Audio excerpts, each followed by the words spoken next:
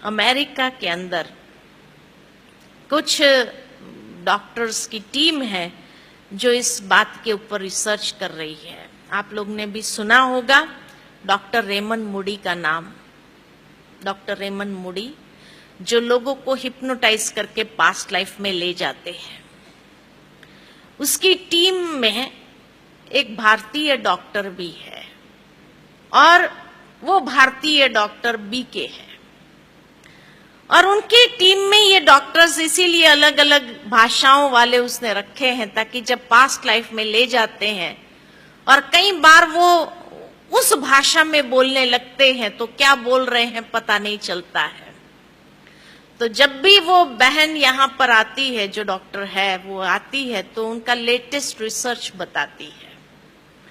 तो जब पिछली बार जब आए थे तो उन्होंने एक बहुत वंडरफुल बात सुनाई।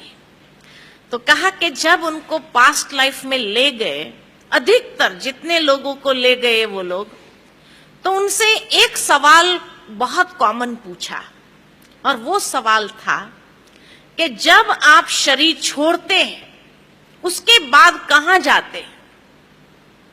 सीधा दूसरे शरीर में प्रवेश करते हैं या भगवान जैसी कोई चीज है और उसके पास जाते हैं और भगवान आपको फाइनलाइज करते कि आपको ये घर में जन्म लेना है, ये घर में जन्म लेना है, कहां जाते हैं?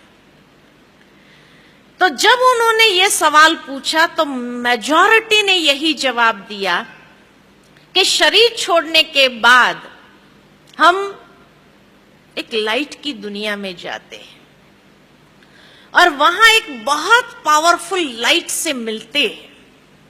शायद वही भगवान था। का कैसे पता चला आपको कि वही भगवान था?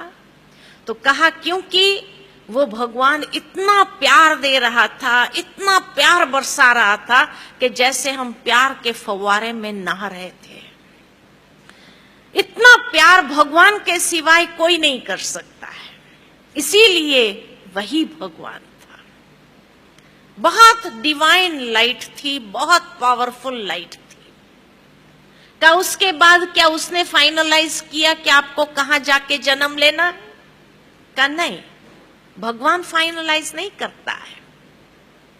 का जब हम उस फवारे में नहा रहे होते हैं, प्यार ही प्यार जैसे बरसा रहे हैं भगवान, तो उस प्यार में जैसे हमारा शुद्धिकरण हो रहा होता है, हम बहुत क्लीन हो जाते, शुद्ध हो जाते हैं।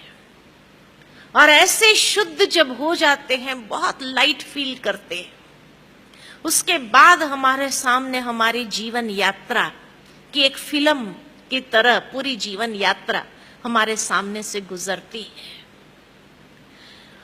और इतनी शुद्ध अवस्था में होने के कारण, क्योंकि परमात्मा प्यार में जैसे हम इतने शुद्ध हो गए, तो जब वो फिल्म चलती है हमारे जीवन यात्रा की, तो एक एक कर्म को देख करके हमें लगता है ये कर्म मैंने किया, इतने बुरे कर्म किए, इतने लोगों को मैंने चीट किया, उतने लोगों के साथ मैंने ऐसा व्यवहार किया।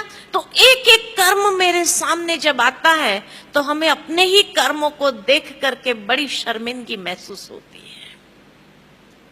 तो कहा उसके बाद क्या भगवान सजा देता है? कहा नहीं, भगवान सजा नहीं देता, भगवान प्यार ही देता है। तो उसके बाद क्या होता है? तो कहा उसके बाद हमें यह फील होता है कि जो बुरे कर्म मैंने किए, जिसके साथ मैंने बुरे कर्म किए, चीट किया या किसी को भी धोखा दिया या जो भी मैंने बुरा व्यवहार किया, उन सब के साथ का हिसाब किताब मुझे चुकता कर देना है। और इसलिए हम वहां से वापस आते हैं और वापस आने पर हम खुद डिसाइड करते हैं कि मुझे कहां जन्म लेना चाहिए, ताकि उन आत्माओं के साथ मैं जल्दी से जल्दी हिसाब चुकता कर दूं। तो हम डिसाइड करते किस घर में हमें जन्म लेना है। उसके बाद हम ये डिसाइड करते हैं कि ये कर्म का फल हम कैसे चुकाएंगे, इसके लिए होनी को फाइनल करते हैं। डेस्टिनी को फाइनल करते हैं कि ये डेस्टिनी होगी और ये कर्म का हिसाब हम ऐसे चुकतू करेंगे। तो सारी जो डेस्टिन्ड बातें हैं उसको हम फाइनलाइज करते हैं। इसलिए कहावत है, होनी को कोई टाल नहीं सकता है, क्योंकि वो होनी हमने ही फाइनलाइज की होती है। उसके बाद उन्होंने कहा, बहुत सटल बातें उन्होंने सुनाई और कहा उसके बाद जब होनी फाइनल हो जाती है, सारी होनियों को फाइनल कर देते हैं, उसके बाद हम ये भी फाइनलाइज करते हैं कि किस दिन हमारा जन्म होगा। तो जन्म की तारीख को फाइनलाइज करते हैं और उसके बाद ये भी हम फाइनलाइज करते हैं कि ये हिसाब चुकाने के लिए हमें कितने साल चाहिए। तो आयुष्य को फाइनलाइज करते कि भाई 5 साल चाहिए, 15 साल चाहिए, 50 साल चाहिए या 100 साल चाहिए, कितना साल मुझे चाहिए ये हिसाबों को चुकतू करने के लिए। तो आयुष्य को फाइनलाइज करते हैं और आयुष्य को फाइनलाइज करने के बाद हम ये भी फाइनलाइज करते हैं कि ये शरीर छोड़ने के लिए कौन सा कारण बनेगा, कौन सी होनी बनेगी। उस मृत्यु का कारण भी हम फाइनलाइज करके फिर उस दिन को भी फाइनलाइज करके हम जन्म लेते हैं या शरीर में प्रवेश करते हैं। इसीलिए कहा जाता है जन्म और मृत्यु की तारीख को कोई बदल नहीं सकता है।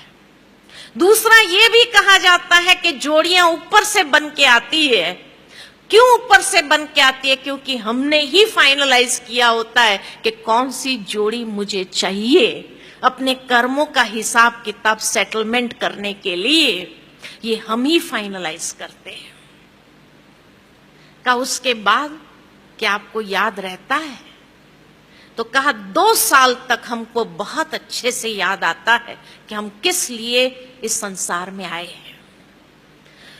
और उसके बाद जो जो व्यक्ति हमारे सामने आते हैं, हम उसी समय उनको जिसको दुख दिया होता है उनके सामने मुस्कुरा करके उनको सुख देने का प्रयत्न करते हैं।